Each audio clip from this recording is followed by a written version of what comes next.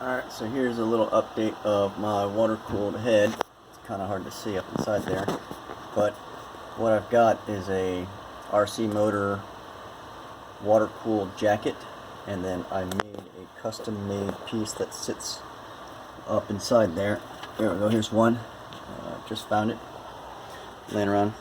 That's basically, if I can. Yeah.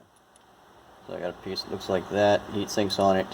And then you buy these with the collets on them. I think I got some laying around, but they have the O-rings up inside them. Can't really see them because they're black, and it just sits down on top of that, and it cools it, keeps it nice and cool. I'm running nylon right now. Actually running weeder eater material, but let me tell you, I use these to make cell holders for. These are for the 26 650s, I think. Little battery pack, but nylon, man, look at this. It is so flexible and so strong too. I cannot, even if this is just, you know, that thick, you still cannot pull these things apart. It's so strong. And so there's some of the nylon right there, and then I have it inside of a dry box. So much garbage, sorry. But yeah, dry box with molecular sieves in there to keep everything dry. And then I've got right here is my water pump. And it's just a water pump off of Amazon. I think it was $10.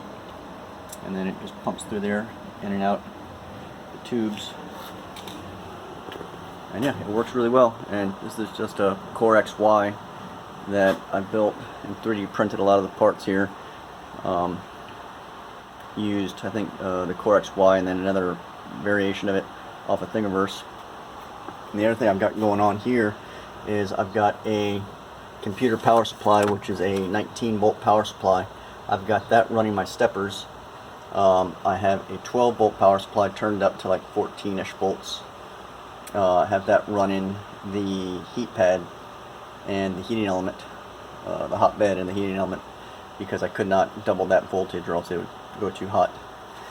And then I've got the external MOSFETs, keep everything off of the ramps board. But yeah, works really well. I'm really happy with it. The only thing that's bad is when my water tubes become unprimed and that little pump can't pump the water all the way up, because you can see this. Let me back up a lot so you can see how big this thing is. It's huge, and it's water pumps. Where's my finger? There it is. Water pumps down there. It's got to pump the water all the way up to the top up here, and then back down. So if the water pump does unprime itself, then it gets very difficult for the to push it up there. And you can see you got some air bubbles in there. So if I turn it on, it may or may not pump. So I just got to pay attention to that, because if it's not cooling, then I over temp everything and everything gets soft. So that's the problem, but it's only happened once and I've had to replace parts, but whatever.